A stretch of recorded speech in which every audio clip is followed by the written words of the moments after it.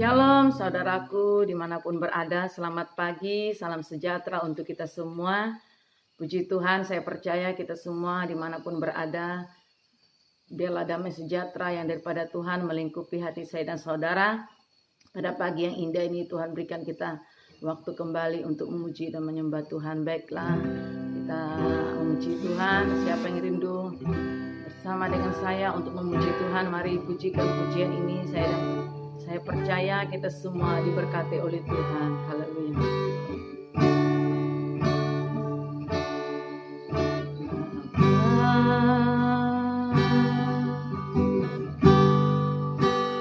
Engkau sungguh baik, kasih-Mu melimpah di hidupku.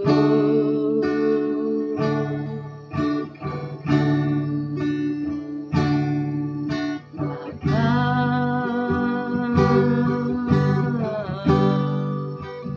ku berterima kasih berkat-Mu hari ini yang Kau sediakan bagiku. Katakan, Bapa, Engkau sungguh baik. Bapa,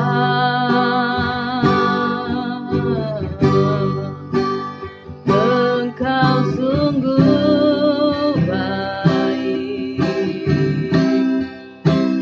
kasih-Mu melimpah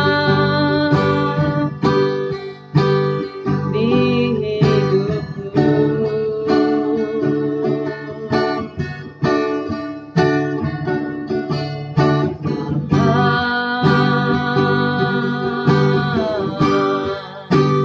Ku berterima kasih berkat-Mu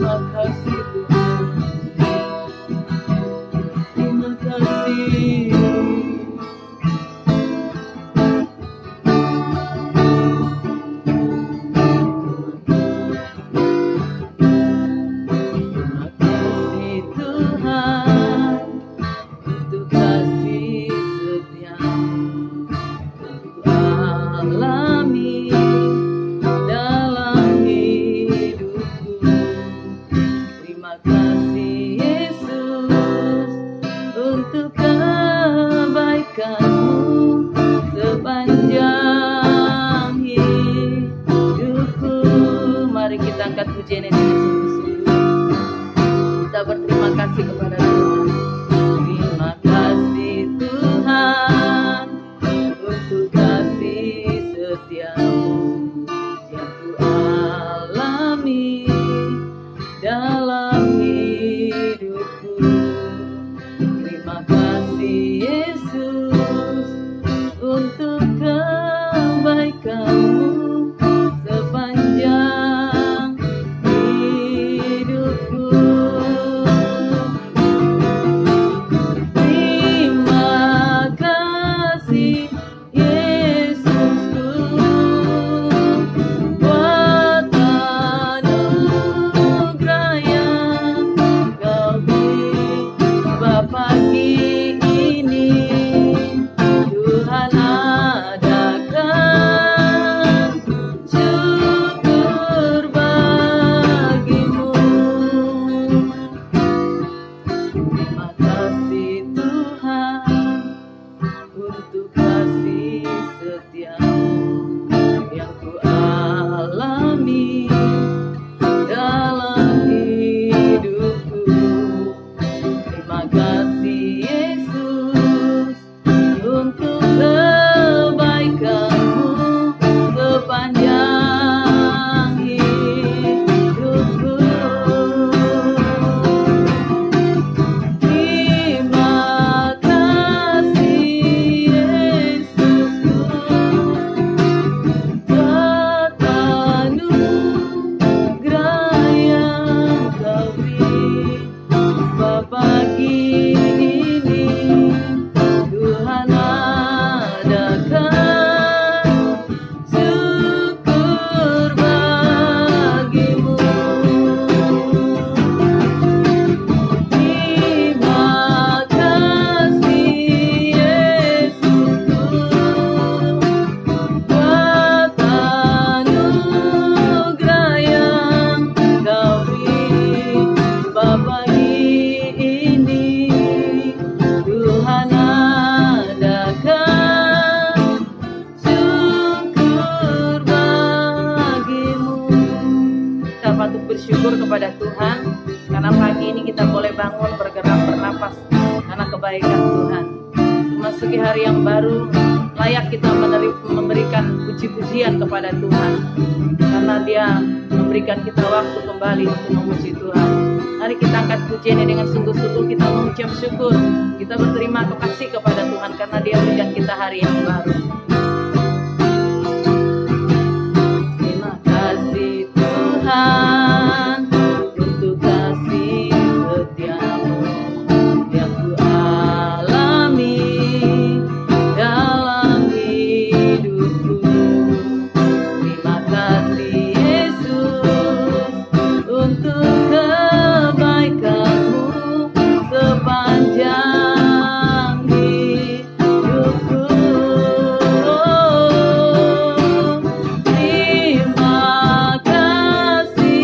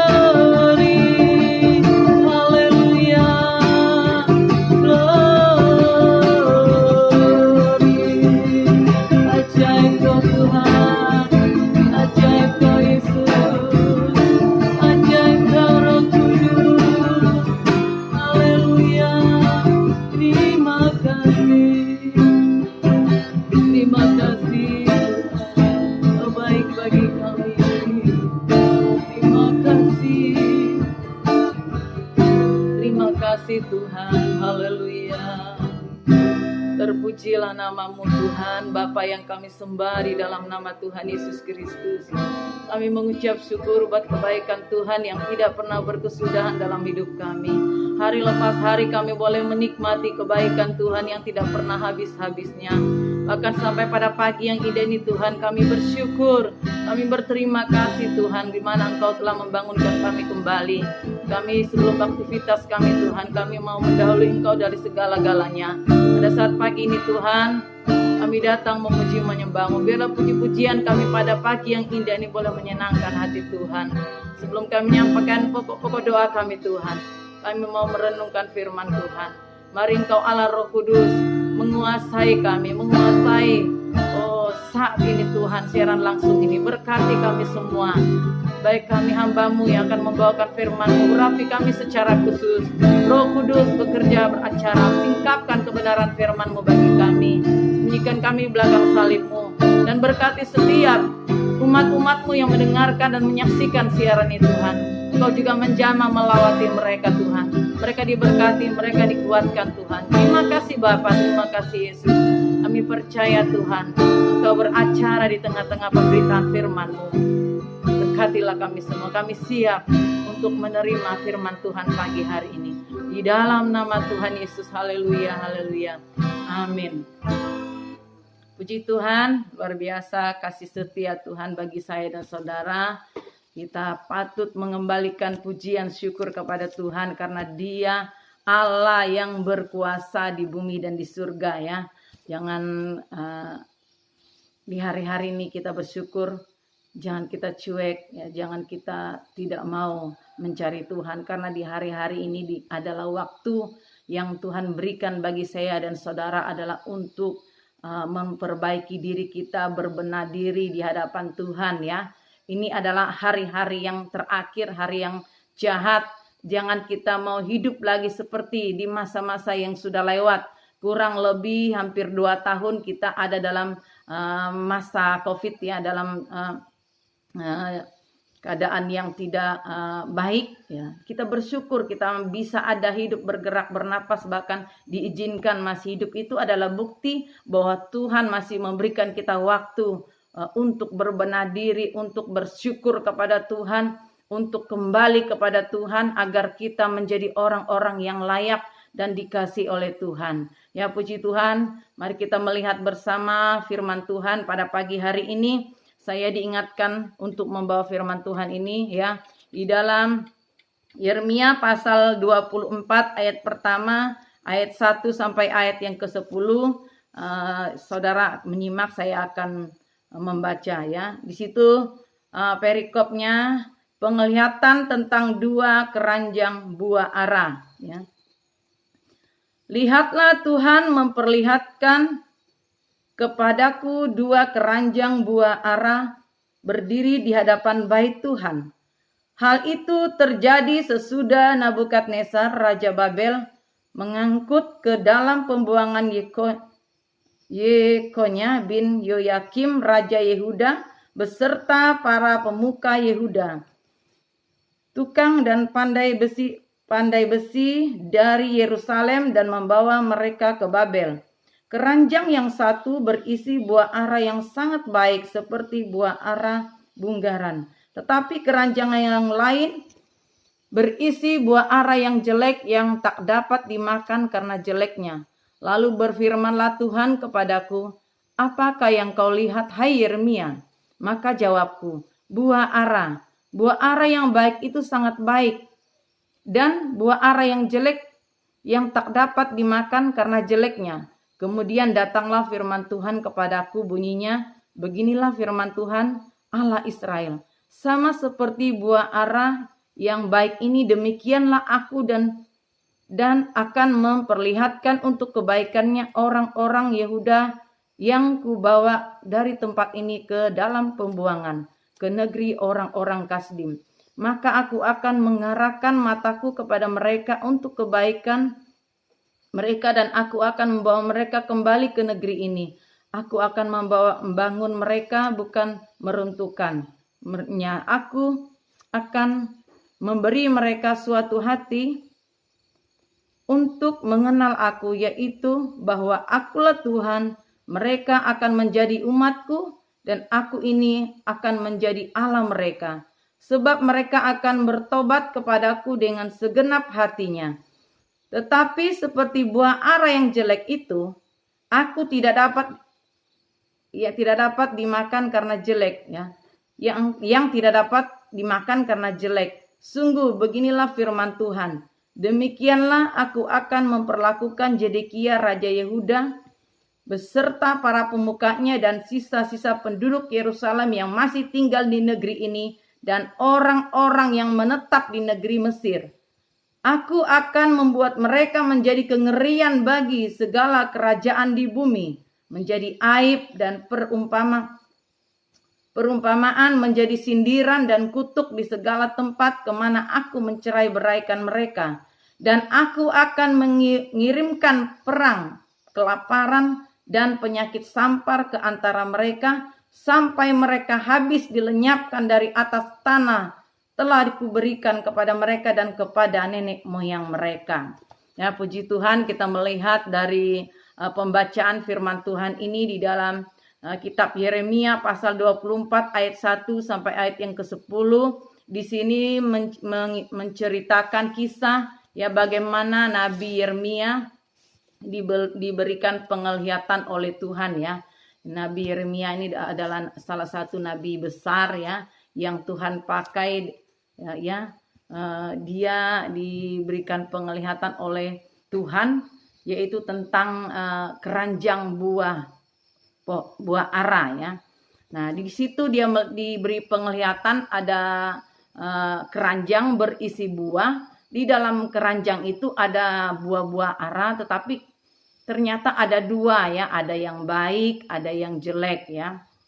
Nah, kita melihat di sini mengapa Tuhan memberikan penglihatan ini kepada Nabi Yeremia ya.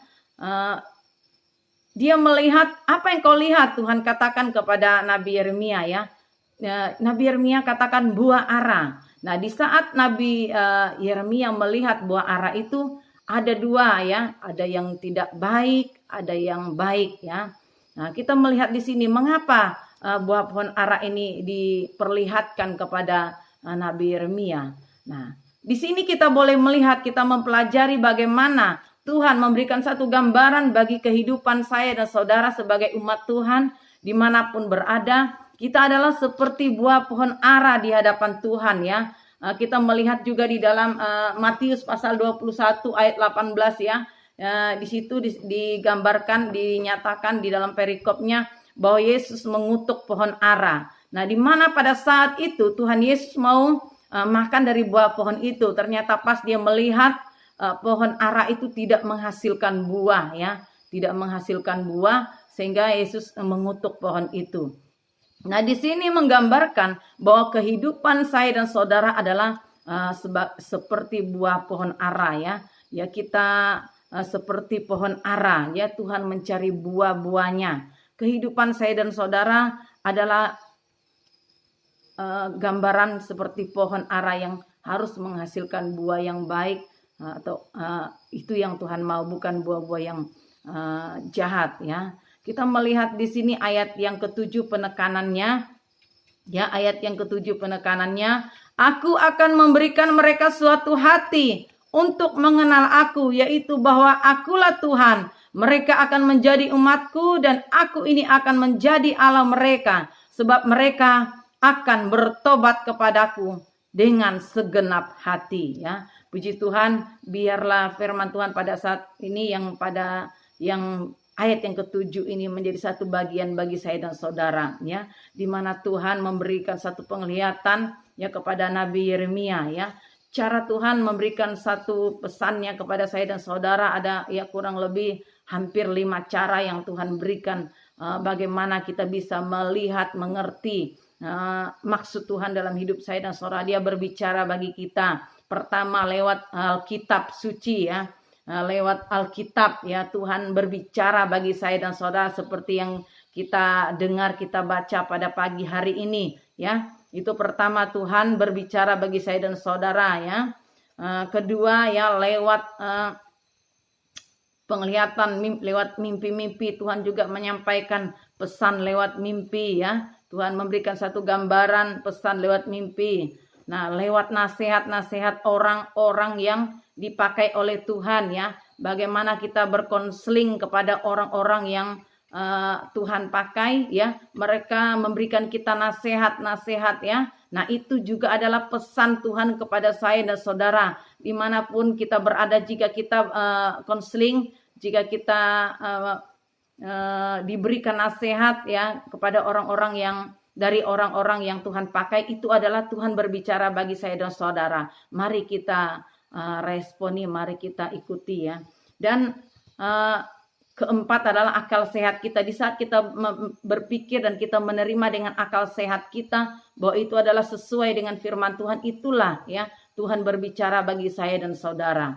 Ya, kelima adalah keadaan, di mana keadaan yang kita sedang alami, ya, keadaan yang kita ada hadapi. Disitulah juga Tuhan berbicara, menyatakan kuasanya, menyatakan kehendaknya bagi saya dan saudara. Nah, kita boleh melihat di hari-hari ini ya, mulai dari tahun 2020 sampai 2021 ini ya, kita melihat kita mengalami di masa yang sukar karena ada terjadinya COVID ya. Awalnya COVID terjadi itu luar biasa ya, ketakutan yang terjadi. Ini bukan melanda Indonesia saja saudaraku, tetapi seluruh dunia ya. Nah, mengapa firman Tuhan pada pagi hari ini Tuhan berikan bagi saya dan saudara ya? Maksud Tuhan adalah bagaimana Tuhan di masa-masa yang lalu melihat keadaan saya dan saudara ya. Dia mau mencari buah itu ya, buah pohon ara itu, melihat bahwa buah pohon ara itu banyak yang tidak baik ya. Banyak yang tidak baik. Tuhan mau mencari buah yang baik karena dia mau menikmati ya, melihat bagaimana kehidupan gereja Tuhan, anak-anak Tuhan ya, yang mengiring Tuhan, yang setia dan mengaku Tuhan sebagai Tuhan dan juru selamatnya. Apakah kita benar-benar hidup dalam kehendaknya Tuhan?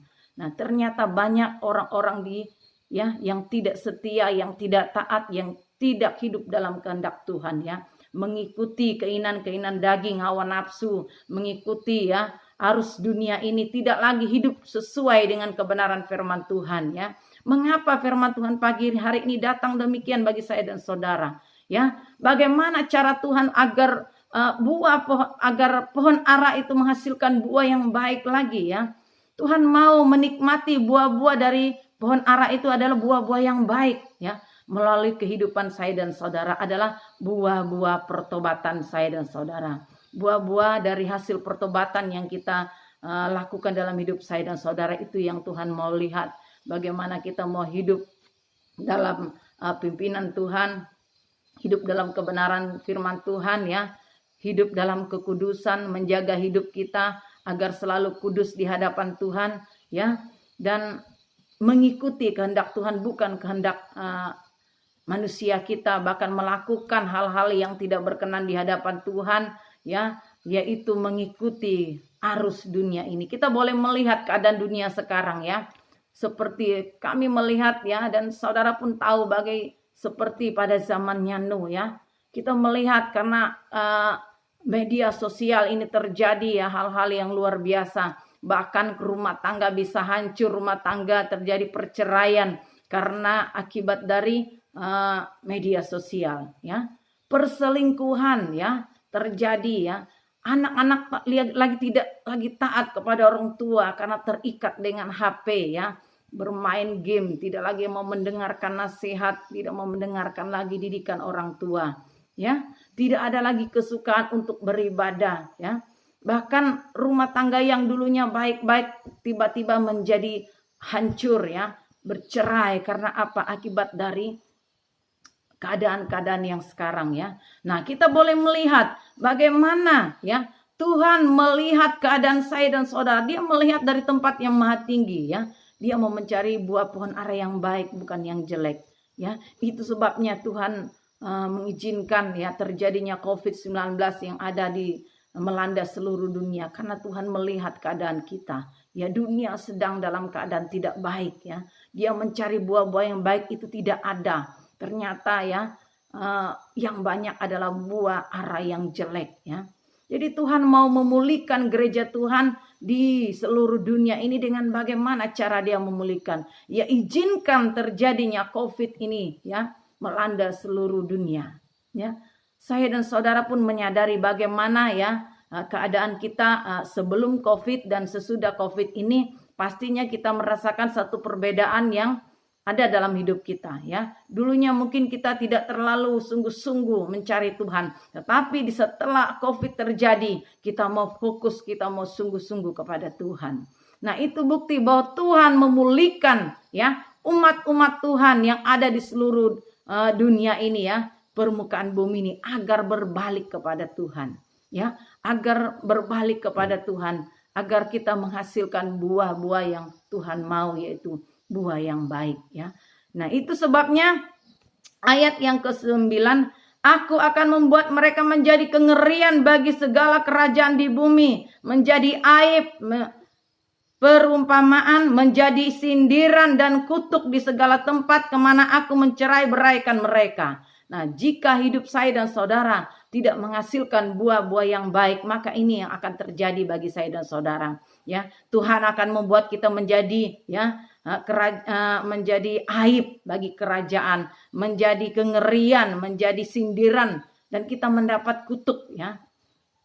Nah, dan ayat yang ke-10, dan aku akan mengirimkan perang, kelaparan dan penyakit sampar ke antara mereka sampai mereka habis dilenyapkan di atas tanah yang telah kuberikan kepada mereka dan kepada nenek moyang mereka. Tuhan masih memberikan kita kesempatan untuk bertobat ya.